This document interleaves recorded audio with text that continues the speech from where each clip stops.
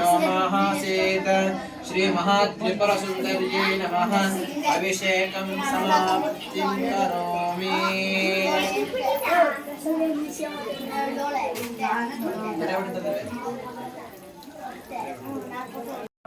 ದೇವ್ರ ಪೂಜೆ ಮಾಡ್ತೀವಿ. ದೇವ್ರ ಪೂಜೆ ಎಲ್ಲ ಬಳಿಗೂ ಪೂಜೆ ಮಾಡ್ತೀವಿ.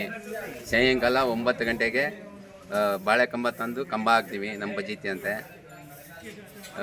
ಇನ್ನು ಇವತ್ತು ಕಂಬ ಹಾಕಿದ್ರೆ ಇನ್ನು ಶನಿವಾರ ಕಂಟು ನಮ್ಗೆ ಹಬ್ಬ ಇದೆ. ಶುಕ್ರವಾರ ತಂಪು